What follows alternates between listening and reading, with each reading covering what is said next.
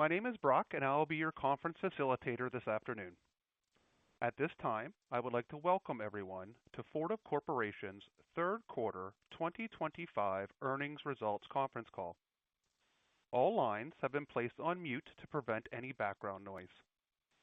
After the speaker's remarks, there will be a question and answer session. If you would like to ask a question during that time, simply press star, then the number 1 on your telephone keypad. If you would like to withdraw your question, please press star 2. I would now like to turn the call over to Ms. Christina Jones, Vice President of Investor Relations. Ms. Jones, you may begin your conference. Thank you, and thank you everyone for joining us on today's call. I am joined today by Olumide Soroye, Fortive's President and CEO, and Mark Okerstrom, Fortive's CFO. As a reminder, we successfully completed the separation of our Precision Technology segment, now operating independently as Ralliant, on June 28, 2025. Today's call marks Fortive's first quarterly results under our new structure. During today's call, we present certain non-GAAP financial measures. Information required by Regulation G is available on the Investor section of our website at fortive.com. We will also make forward-looking statements, including statements regarding events or developments that we expect or anticipate will or may occur in the future.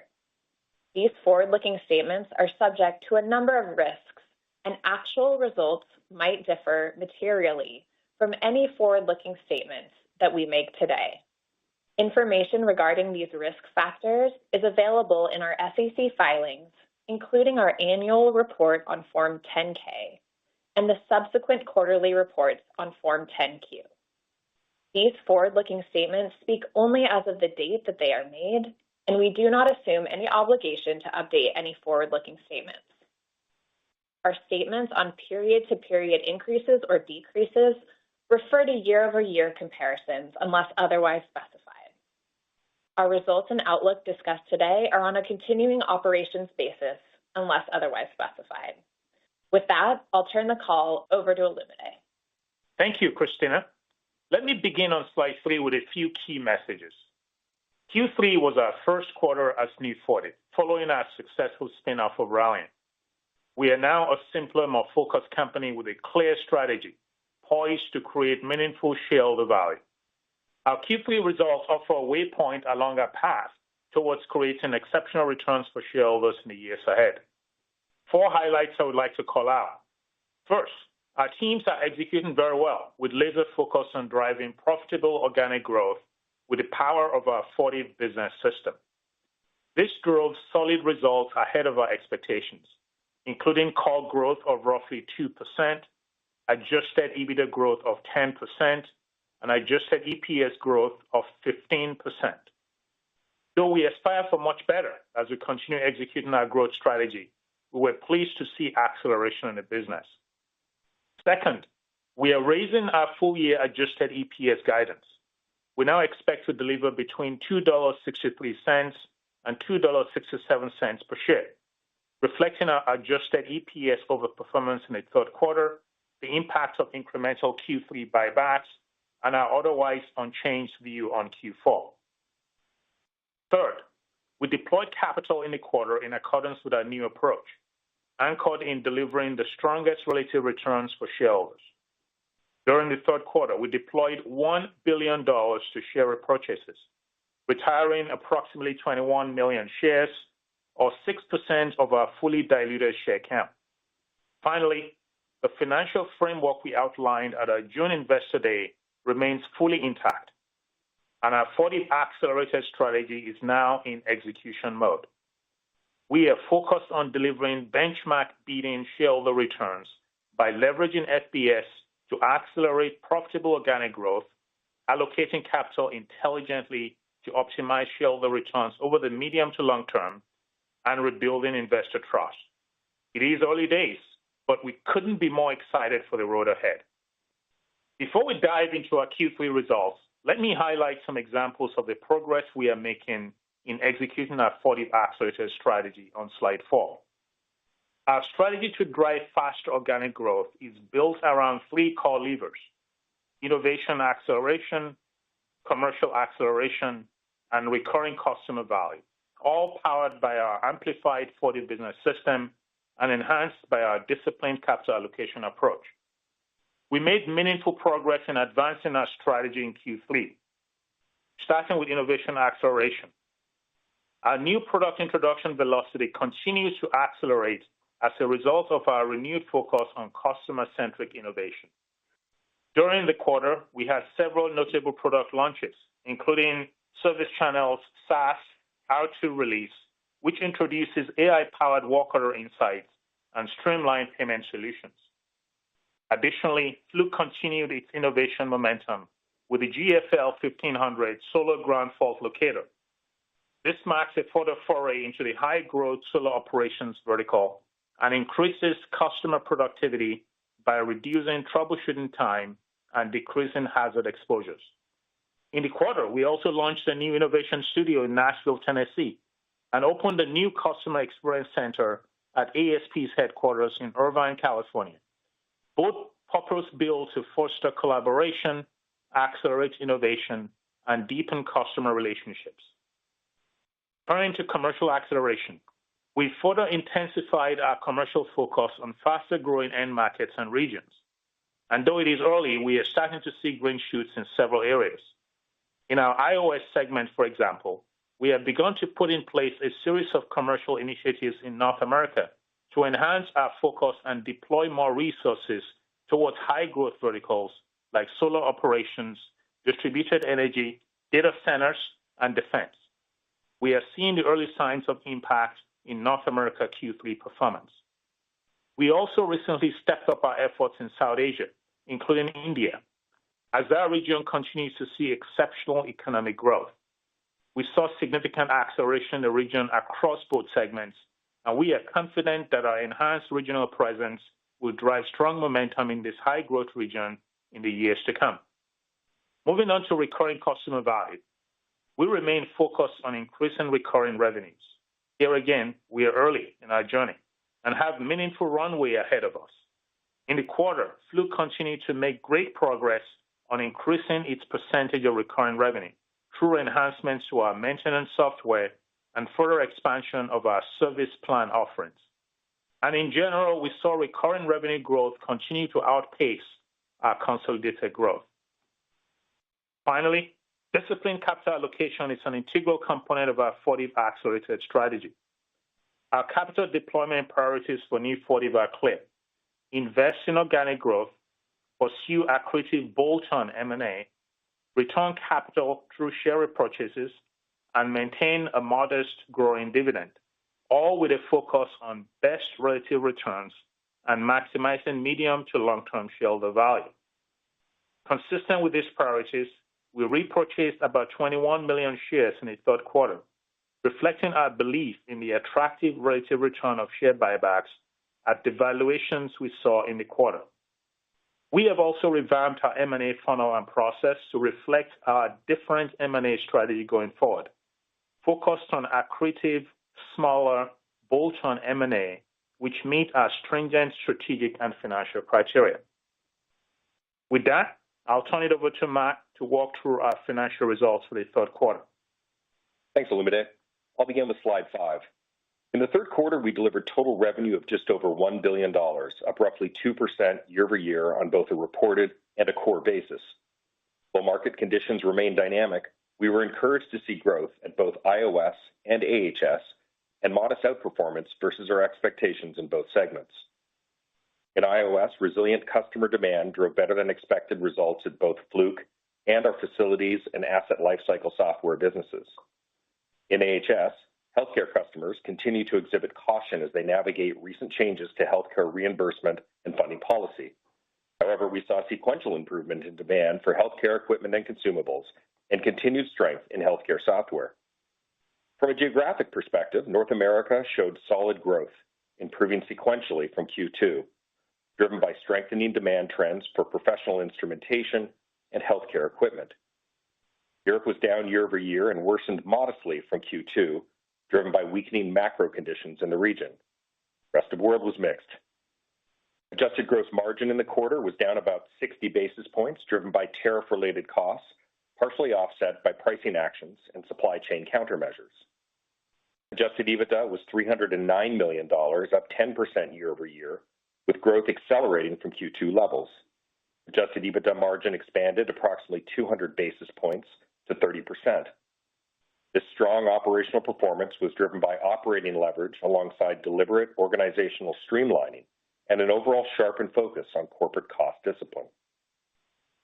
We delivered adjusted EPS of 68 cents, up 15% year-over-year, a meaningful acceleration from Q2, driven by growth in adjusted EBITDA, favorable interest expense on lower debt balances, and the positive year-over-year impact of share repurchases. We estimate direct tariff costs, net of countermeasures, created a roughly 1 cent headwind to adjusted EPS in the quarter. We generated $266 million of free cash flow in the third quarter, and our Q3 trailing 12-month free cash flow grew to $922 million. Our Q3 trailing 12-month free cash flow conversion on adjusted net income remains comfortably north of 100%. Moving to our segment results, starting with Intelligent Operating Solutions on slide 6. Revenue for the segment grew just over 2.5% on a reported basis, with core revenue growth of 2%, slightly ahead of our expectations. Growth was driven by demand for facility and asset lifecycle software, resilient demand for professional instrumentation despite tariff volatility, and strong growth in gas detection products. At Fluke, we saw an improvement in customer purchasing patterns drive modest growth, with particular strength in North America, partially offset by continued softness in Europe related to macro conditions. While the acceleration is encouraging, ongoing volatility in global trade policy remains a source of uncertainty. Our facilities and asset lifecycle software businesses perform modestly ahead of expectations, supported by strong demand for multi-site facility maintenance and marketplace software in North America. However, tighter fiscal policy and constrained funding continue to pressure government demand for our procurement and estimating solutions. Our gas detection business is growing nicely with strong demand for a hardware-as-a-service model to ensure worker safety, with particular strength in North America and Latin America. Adjusted gross margin in the segment declined by just over 90 basis points year-over-year to 65.7%, primarily due to tariff cost pressures partially offset by pricing and supply chain countermeasures. Adjusted EBITDA grew 7% to $242 million, accelerating from the more modest growth we saw in Q2, driven by operating leverage and reduced costs associated with flattening and rationalizing segment-level organizational structures. Adjusted EBITDA margin grew to 34.6%, up from 33.3% in the prior year period. Moving to our Advanced Healthcare Solutions segment on slide 7, we delivered total revenue of $328 million. Revenue grew approximately 2% year-over-year, just over 1% on a core basis. As we noted last quarter, we continued to see reimbursement and funding policy changes impact the AHS segment, specifically the deferral of U.S.-based hospital capital expenditures on healthcare equipment. However, demand trends in North America improved from Q2 levels, driving sequential improvement in capital performance as some customers executed on deferred orders for sterilization and biomedical test equipment. Consumables demand also improved sequentially across most regions. Encouragingly, our software products in the segment continue to deliver solid growth, fueled by strong execution and structural advantages from resilient SaaS-based revenue models. Our adjusted gross margin of 58.4% in the AHS segment was similar to last year. Adjusted EBITDA grew approximately 7% year-over-year. Adjusted EBITDA margin expanded from roughly 27% to 28%, driven by operating leverage, flattened organizational structures, partially offset by modest incremental R&D investments. Turning to slide 8. As noted earlier, we deployed just over $1 billion of capital to share repurchases in the third quarter, reflecting confidence in our ability to deliver on the core value creation plan represented by our Fortive accelerated strategy and the attractive valuations we saw in the quarter. We funded these repurchases with a combination of the remaining proceeds from the Ralliant spin-off dividend, cash on hand, and increased commercial paper issuance in anticipation of continued strong free cash flow generation in the quarters ahead. As previously highlighted, our free cash flow on a trailing 12-month basis was $922 million. Moving to slide 9, we are raising our full-year adjusted EPS guidance to $2.63 to $2.67 per share. Our guidance reflects Q3 results ahead of our expectations, the impact of incremental buybacks in Q3, and otherwise no change to the view we held on Q4 as at our last earnings call. This outlook also assumes a continuation of the market dynamics we experienced as we exited Q3. It also reflects current or known future tariff rates expected to go into effect through the end of the year, with tariffs net of countermeasures not expected to be material in the quarter. Let me provide a few additional modeling considerations. Based on what we see today, we are expecting overall core growth to moderate in Q4, with AHS core growth broadly in line with Q3 levels and very modest core growth at iOS. We continue to expect a full-year adjusted effective tax rate in the mid-teens and a Q4 tax rate in the single digits due to discrete tax items in the quarter. We also expect a sequential increase in net interest expense in Q4, reflecting our cash and debt levels at quarter end. As a final note, before turning it back to Olumide for closing remarks and Q&A, in our first quarter post-spinoff, we took important first steps to demonstrate our steadfast commitment to unrelenting execution on the Fortive accelerated three-pillar value creation plan that we outlined at our June Investor Day. We have much work left to do, but change is underway and we are energized by the exciting work ahead of us. I'll now turn it back over to Olumide. Thanks, Mark. I'll close out our prepared remarks with a few reflections from my first quarter as CEO and offer a bit more color on the changes we have catalyzed at Fortive in the past 100 days. First, our thesis behind the creation of New Fortive as a simpler, more focused company is showing promising early outcomes. We are seeing the benefits of simplification in our day-to-day operations, enabling us to be notably more customer-centric. With fewer operating brands, we've been able to simplify our organizational model and processes. That is freeing up more time across our team to focus on the source of growth, our customers. Personally, I have really enjoyed spending significantly more time with our customers across both segments as we deepen relationships and uncover additional opportunities to accelerate growth. We have also flattened out our executive leadership team to ensure that business leaders in closest proximity to our customers have a stronger voice at the top of our company. With 100,000 customers across our portfolio, I am energized by the impact our enhanced customer-centric approach will have on our growth trajectory. Second, we are taking deliberate steps to accelerate growth. We are giving our 10 operating brands more growth oxygen and encouraging them to freely and frequently surface the next best organic growth opportunity that may have been underexploited in the past. We have transformed our strategic planning process into a more aggressive growth-focused engine, and we are emerging from our recent strategic planning cycle with a robust pipeline of investable growth opportunities. And we are regearing our annual financial planning, forecasting, and governance processes to enable in-year reinvestment into growth as overperformance materializes. Third, our Fortive Business System is powerful, not just for leadership and lean, but as a systematic growth engine.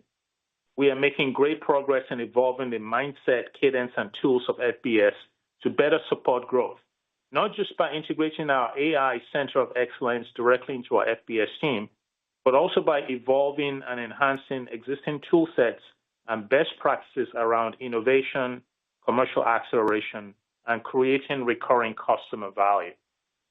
Finally, our new approach to capital allocation is very different from what it was in the past. Our dynamic and disciplined capital allocation approach has one singular purpose: maximizing medium to long-term shareholder returns.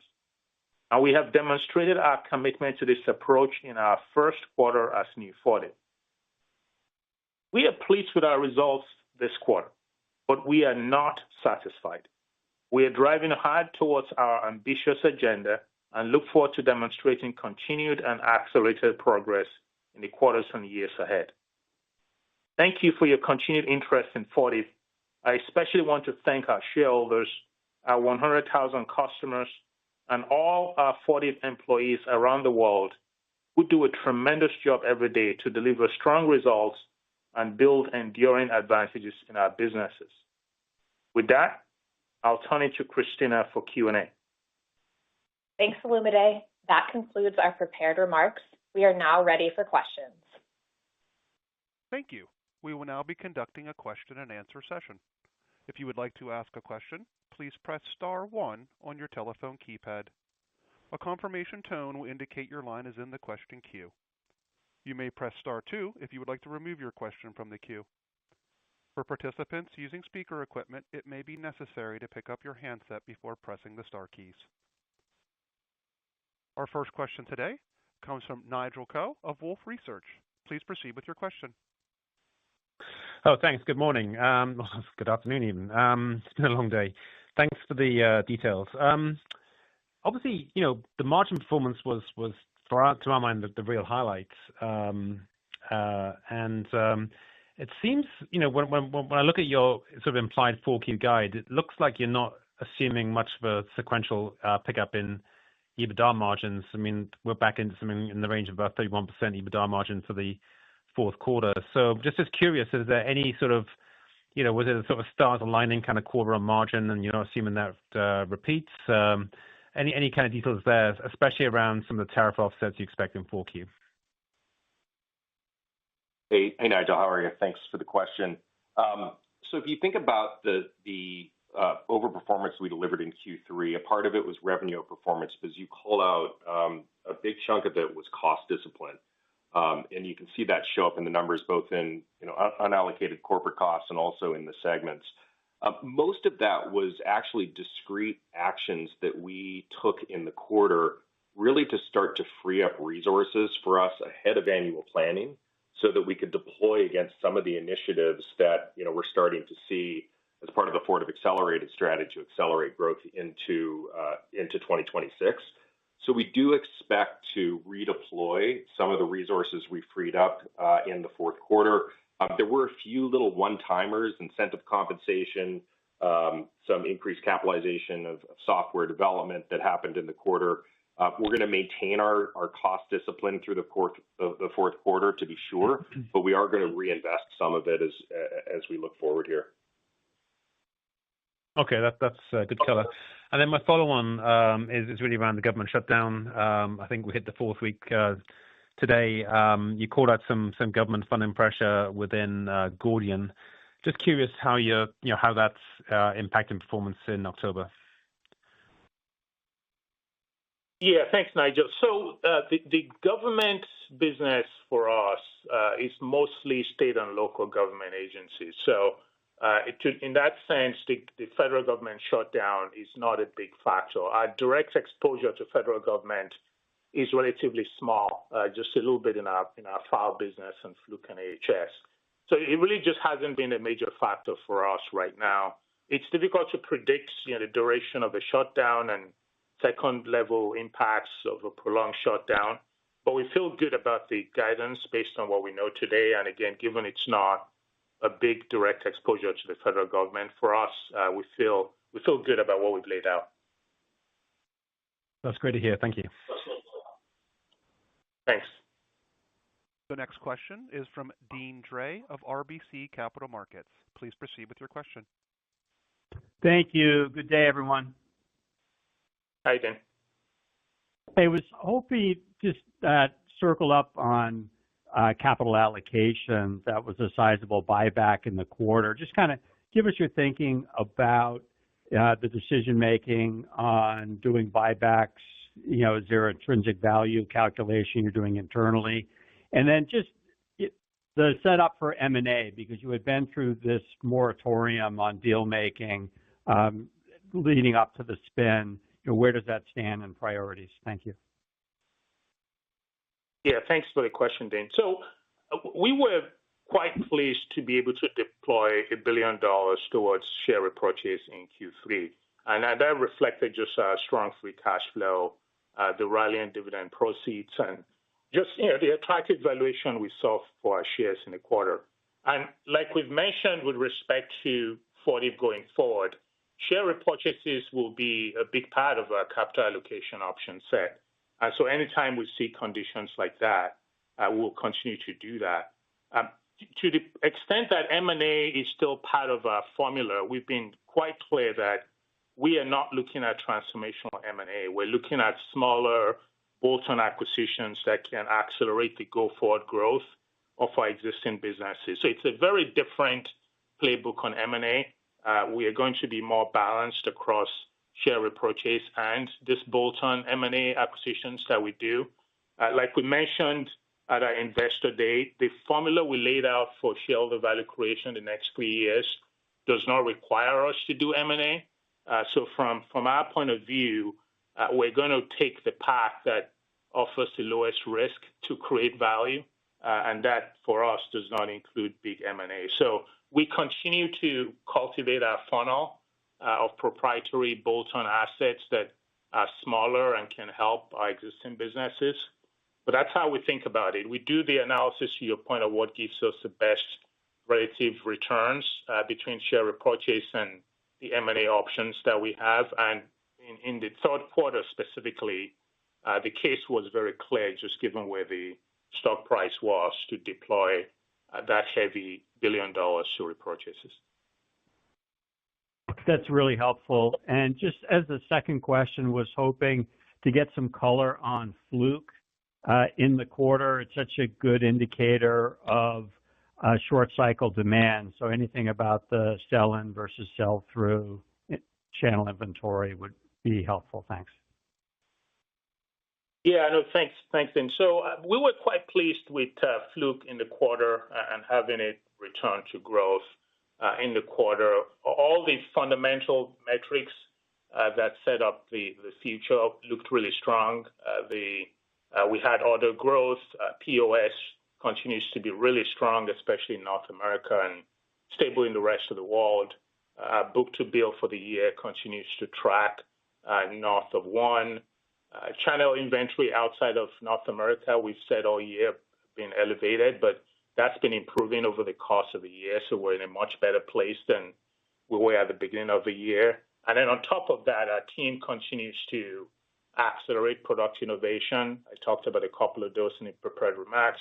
And also commercial execution. There's some markets, both verticals like data center and defense, that are doing really well right now, and also geos like India that are doing very well. Our team continues to put a lot more horsepower behind those markets. And then we're driving more recurring revenues at Fluke with our maintenance software enhancements and additions to our service plans. So both by reason of how we did in Q3 at Fluke, the underlying metrics of the health of the business, and then the actions the team's doing to really continue to accelerate growth, we feel quite good about the setup for the next 3 years at Fluke. That's really helpful. Thank you. Thanks. The next question is from Scott Davis of Melius Research. Please proceed with your question. Hey, guys. And hi, Scott. Congrats on the first full quarter. Is pretty clean. Hey, guys, one of your competitors has been getting a lot of attention in the radiation test business, and I haven't heard you all talk about Landauer in a while. Can you get us up to speed on the outlook there and what you're seeing? Yeah, thank you, Scott. So you're right. You know, there's a lot of excitement in the Landauer business for us. As you know, it's one of the highly recurring parts of our AHS segment. So we like that attribute of a business. And you know, we've said the recurring part of the company, Fortive overall, has been growing faster than our fleet average. And Landauer is a great example of that. So it's continued to grow really strongly. And that comes from the fact that our customers really rely on us for this mission critical radiation monitoring. It's a very stable need for customers. They're looking for really the number one brand that they can trust, and that helps Joint Commission reviews and other regulatory requirements they have to meet be much easier to meet. So we see a lot of strength in that business. The thing that I find exciting for us is the work that our team's doing on innovation, and that includes finding add-on services that we can tag on to our existing customer base. We have tens of thousands of customers in that business, and so the idea of thinking about that business like a software business that you can add on to existing customers besides price and expansion to other facilities. Sorry, you're breaking up. I can't hear you. So Are you there, fellas? Yes. Can you hear us? It's breaking up. Okay. It could be our phone. It could be you guys. I don't know. I'll pass it on because I don't want to be disruptive to the call. Brock, are you hearing us okay? Yes, you're coming through loud and clear, and we'll move on to the next question. I'll pass it to Julian Mitchell of Barclays. Please proceed with your question. Hi, good afternoon. Maybe just wanted to follow up on the demand trends in AHS. Maybe help us understand sort of what's happening in terms of the equipment demand versus consumables. And you mentioned the policy and funding change headwinds. Kind of how have you seen those play out affecting customer demand in the past kind of couple of quarters? Just trying to understand if that headwind is getting worse or it's holding steady, and what does it mean as we're going into next year, please? Yeah, thanks, Julian, for the question. So the AHS segment overall, just maybe to break it down, the software part of the business really strong, continues to do really well. So we're quite pleased and excited about that acceleration in that part of the business. With respect to capital equipment in the AHS segment, we talked last quarter about, to your point, the reimbursement and funding policy changes and how that's causing some of these U.S. hospitals to defer capital equipment purchase. What we've seen since then is been encouraging, which is sequential improvement in demand for healthcare capital in North America, based on just more certainty around the legislative conditions that they're operating under. They're still working through the full kind of long-term effects of the OB3 Act, but we certainly see improvement in the demand patterns. Significantly in September, especially because we have a funnel of deals and we know what things were deferred, and we began to see more and more of those get funded in September, and we expect that trend to continue through the rest of the year. So the sequential improvement in that capital equipment purchase we quite like, and we see the same sequential improvement in consumables as well, and our biggest markets continue to grow in consumables. So overall, I'd say software doing well. The capital equipment piece, we're seeing sequential improvement, and that's quickening in September and into October as well. And then the consumables continues to be solid. That's great. Thanks, Olumide. And maybe one for Mark, just very much a CFO type question, so apologies for that. But the tax rate outlook, I think this year's sort of overall adjusted P&L tax rate is maybe 14%, something like that. I just wondered, is that sort of a normal run rate in future, kind of best view on the next sort of year or two? Any perspectives on that you could provide? Happy to. Always happy to answer your CFO questions. I think it's a good framework to think about. Right now, mid-teens. The Pillar 2 proposals that are out there. There is some risk that, to the extent that the U.S. is not excluded from that, which is the current thinking, although it's not written into law, that we could see something drift higher. But right now, from what we see, I think mid-teens is a good way to model the tax rate through 2026 at least. Great. Thank you. Welcome. Thanks, Julian. The next question is from Steve Tusa of J.P. Morgan. Please proceed with your question. Hey, good afternoon, and congrats on a solid quarter. Good execution. Thanks, Steve. Thanks, Steve. The software business, the FAL business, what are you guys seeing in the other businesses? I mean, I think you mentioned some of the construction, I guess, related drags. But are you seeing, how are your customers kind of treating your part of the budgets there from a kind of an IT spending perspective. What are you guys seeing there? Yeah, thanks, Steve. So file overall, we continue to see growth in that platform, so we quite like that. And the components of that, the service channel brand, really great pull through. We talked about some of the AI-powered work order insights we're adding to that platform, which is an expansion for existing customers. They love that. I think for customers, they view file software as a good way to scale the impact of AI because we have real networks built around these businesses. So the IT spending around that, to the extent that we're helping them capture the value of AI, is really, really strong right now. So we quite like that. And then the Gordian software part, which is really around planning, facility planning software, also continues to do really well. We talked last quarter about the new products we launched, assessment and capital planning. The order growth in that business has been terrific. Separate from the procurement part of Gordian, that's been a terrific story for us from a software point of view.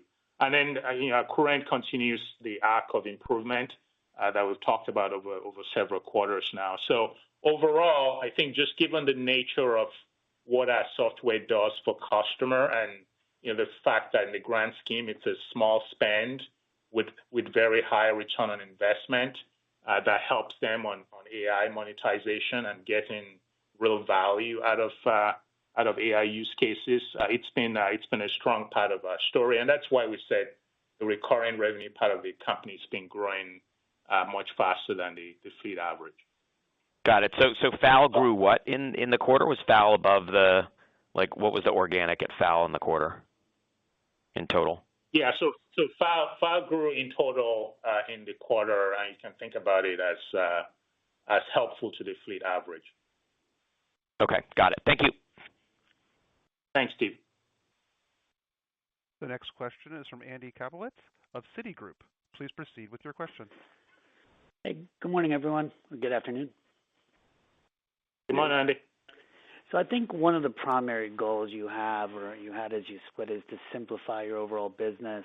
So obviously the first quarter out of the gate with good margin is a good signpost for that, but maybe talk about where you are in terms of that self-help. I know it's early, but should we get increasing impact from that simplification as we go into 26? Yeah, no, thank you. I think the short answer is yes. If you think about what we've laid out as our plan here, the plan is we have a simpler company in these 10 brands, which means, frankly, we can simplify how we run the company, free up more time to spend with customers and to spend on growth. And like Mark mentioned, we've also created space in our P&L, as you saw with the big margin expansion in Q3, so we can actually put some more investment behind this growth idea. So all of that's in motion right now. We'll expect that to keep building momentum for growth as we come out of this year. And and then I'd say, secondly, the other thing that's been quite important in this change with the company is the capital allocation strategy. So not only are we going to grow the company faster and the seeds we're planting around products, commercial, and recurring value is playing through on that. But we are also going to significantly shift how we think about capital allocation. And you saw that with the share repurchase that we did in Q3 here. And as we go forward, you're going to see that balance continue to play out. And so we're one quarter in, barely 100 days into the journey, and I would expect that the best is still ahead of us here. Helpful. And then could you give us a little more color on what you're seeing in demand by region? I think U.S. pretty good. I think you mentioned Western Europe maybe downshifted a little. China, what are you seeing across your end markets by geography? Yeah, no, I think you have it generally right. I'd say the star of the show continues to be North America.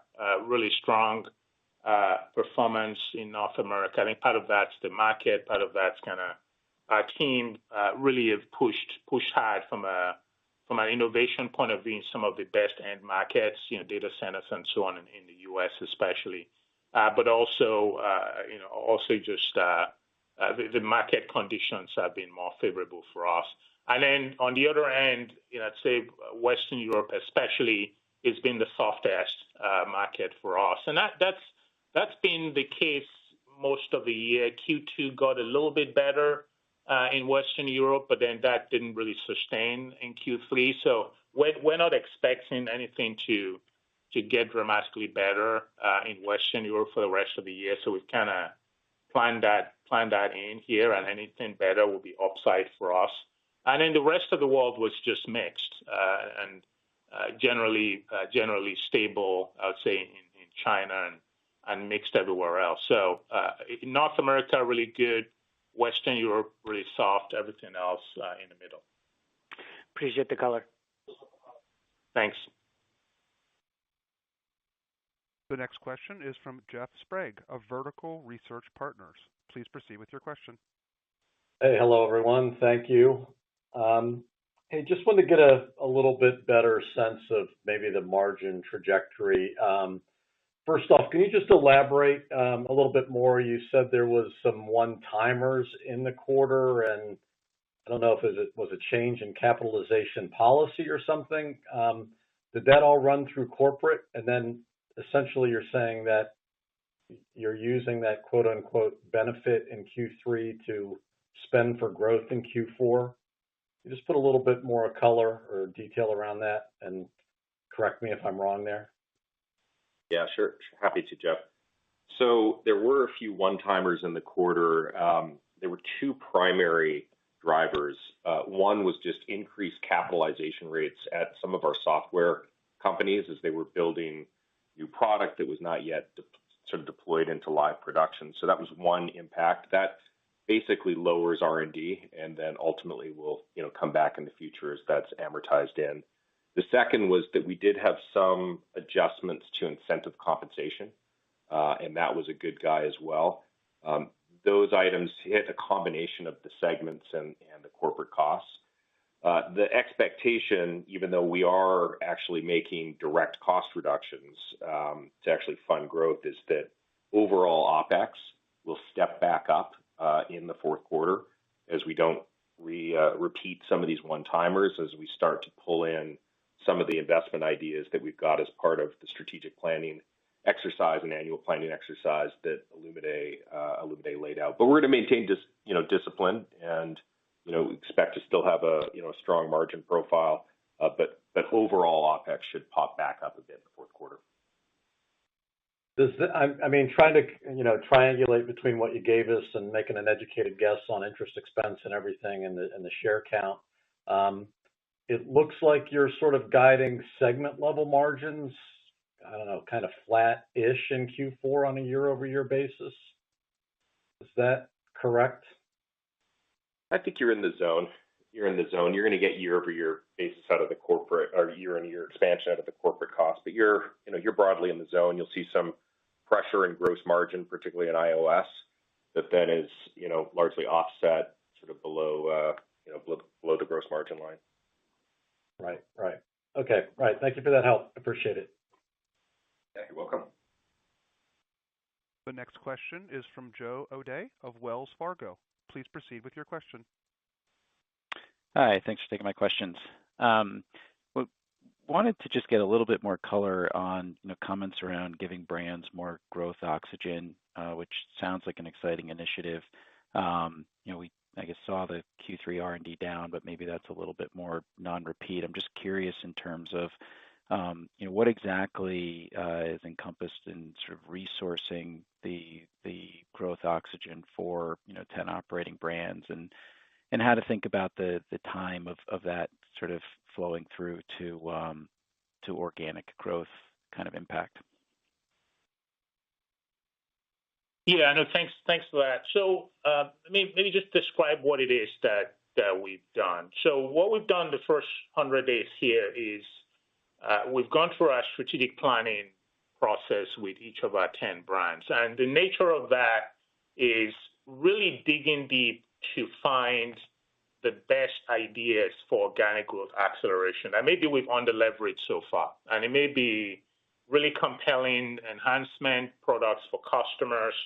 It could be commercial capacity expansion in attractive markets like data center or India, or it could be expansion to add-on services or software offerings for customers that we just haven't had the space in our P&L to get to. So we went through a process to really assemble all of those ideas across our brands. And I'm just incredibly impressed by the slate of pragmatic and actionable ideas that came out from that process. So we now have this funnel of terrific ideas that we're getting after very aggressively. And what we've then done is to say, look, we are going to be very disciplined in assessing which of those have the highest confidence and the best return potential. And for those ones, we'll make space in the P&L.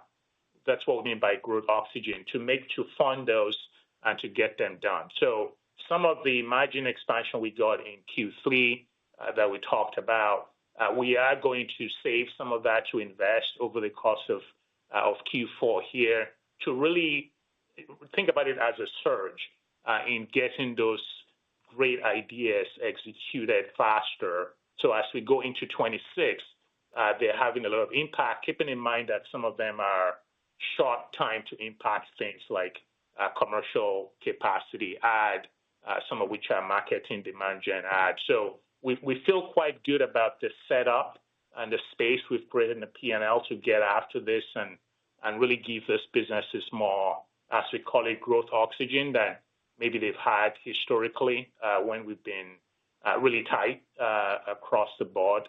But we're just really being intentional in planting seeds that will power the growth. That the case that we've made is faster growth, and so we're planting the seeds for that. And then on organic growth composition and sort of thinking about the price and volume piece and volume kind of slightly down in the quarter, is the setup that you think the volume decline rate is actually a little steeper into the end of the year? Is that primarily comps? And then just any color on, where you see the best opportunity for volume to get a little bit better, maybe areas that you're watching most closely. Yeah, I mean, so again, a few ways to think about that. One is we like what we've seen from pricing this year, because I think in many ways that's a reflection of the value of those brands. And so and some of it has been the benefit of tariffs and recovering that. But underneath all of it, it's been an affirmation that we can get price in this businesses. So we expect that to continue. And the exciting thing for us is a lot of the growth ideas I talked about are really about volume. And I would say across our businesses, we see a real upside from volume. And I think you think about our biggest brands in Fluke and the EHS segment, those are areas where we have very specific ideas that can help with volume growth over the next year here going into 26. So we certainly expect the price, kind of strength to continue to be a big contributor to our growth, and then the volume piece of the math will get better over the course of our journey here the next year to 3. So that's what we'd expect. Thank you. Thanks. The next question comes from Chris Snyder of Morgan Stanley. Please proceed with your question. Thank you. I wanted to follow up on some of the Q4 commentary. And I think you guys said you expect organic growth to moderate in Q4 relative to Q3. Is that just a function of a more difficult comp, or did some of the Q2 disruption get pushed into Q3 revenue? So maybe that was a little bit overstated versus demand. Any color there would be helpful. Thank you. Sure, happy to answer that, Chris. There are a few things that are happening. One is that in Q4 we do have a little bit of a tougher comp. If you look at the script commentary from last year, we talked about some pull forward from Q2 into Q4. I think it's particularly acute in the iOS segment. There was, I think, a little bit of a snapback in Q3 in terms of just some of that $30 million coming back. I would just say, though, overall, the trends that we're seeing, across the iOS segment and the AHS segment are broadly consistent. They're encouraging. I think, as Olumide said, we've got lots of optimism for better volume growth as we step into 2026. But we do have some timing-related impacts that are sort of shifting things from Q2 to Q3 and then, out of Q4. Thank you. I appreciate that. And then maybe just to follow up on AHS, from the outside looking in, it's very difficult, to kind of have a sense for, the performance versus the healthcare policy and funding challenges that could be coming or maybe leaving the market, based on the policy. So I guess, it seems like you guys think AHS will have another pretty solid quarter here in Q4, but, I guess what gives you guys confidence that, the North America healthcare spend, can be supportive or resilient, through a, just a kind of a choppy, hard to predict policy backdrop? Thank you. Yeah, no, thanks for that. I mean, overall we like the AHS path that's set up here. So if you think about it, this time last year, the AHS segment grew 9%, organic growth in Q3 of 24, 6% for the year overall. And so we know what the capacity of this business is. And despite the choppiness of 2025 with all the healthcare-related policy changes, our businesses continue to do the right things for our customers. The depth of customer loyalty, customer support, and I've experienced this personally just being out with a lot of our customers in that segment, is incredibly strong. So we like our setup. We like what we're doing with respect to innovation. We like what we're doing with respect to kind of the commercial engagement with customers and recurring value that we're adding to those customers across all our brands. So that piece we really like. And then if you think about the fundamental kind of spend and demand profile of healthcare in the U.S., whatever is going on in the end, it still comes down to the basic fact that we've got aging demographics, we've got increasingly sophisticated healthcare options and intervention options for these aging demographics, a lot of which have, 2 or more chronic conditions. And we continue to have shortage in provider capacity. That means the kinds of solutions that we bring to drive productivity and safety are going to be incredibly supported by this tailwind over the next 3 to 5 years. So irrespective of the choppiness of policy decisions in 25, we like what we're doing on innovation, on commercial and recurring value, and we like the underlying sustained circular trends that make this healthcare, and especially the industrial part of healthcare that we focus on, be a good market to be in. So that's kind of where we focus is play for what's going to create value beyond quarter to quarter noisiness in the space. We really like the business and we think we're well set up. Thank you. I appreciate that. Thanks. The next question is from Jamie Cook of Truist Securities. Please proceed with your question. Hi, good afternoon, I guess. Two quick questions. One, you talk about Fortive accelerated, innovation acceleration, commercial acceleration, like all these opportunities to sort of ignite growth profitably.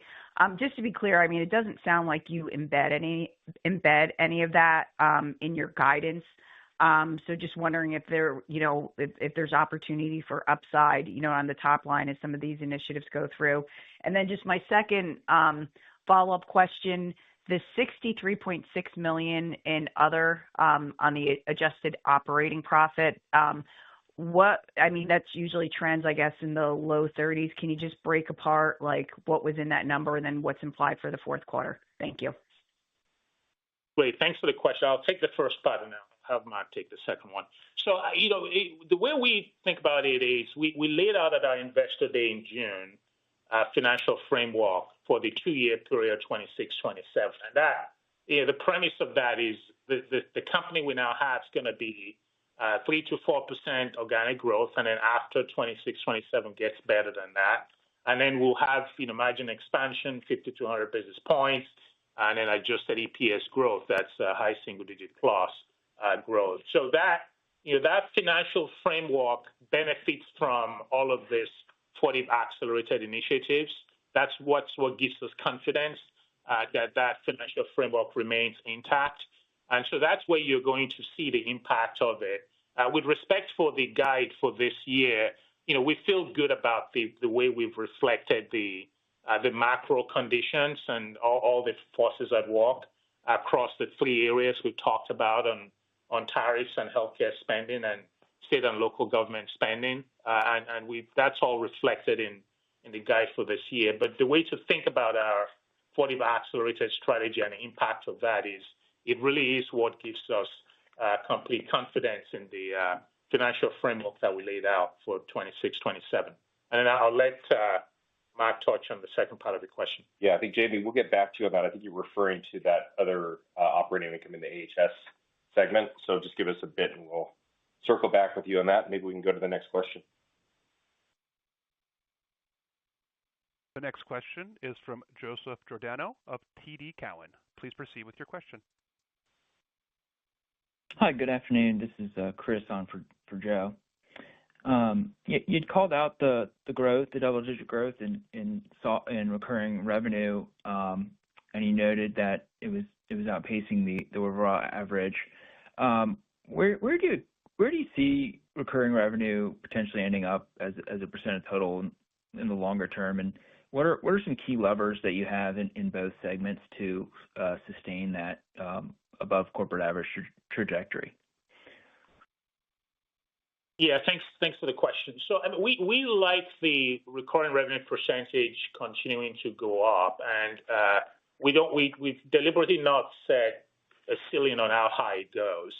So we expect it to continue to grow, and with no limits on what's possible over time. The second thing I'd say is, if you think about the pieces of our company today that are still not recurring, and then you think about how quickly those can change, we still do have some incredibly powerful professional instrumentation offerings at Fluke.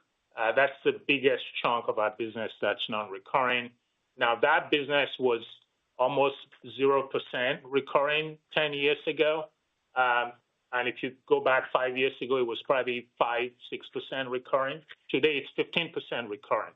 So the biggest lever for us to keep driving recurring revenue is continuing to attach more recurring things at Fluke. And, we also have some examples from businesses that were mostly transactional, like Industrial Scientific 10 years ago, and we've shifted those to more hardware as a service recurring offerings. And again, that gives us a little bit of a template of some of the things we could do for some of our offerings at Fluke as well, is shift them to more of a hardware as a service offering.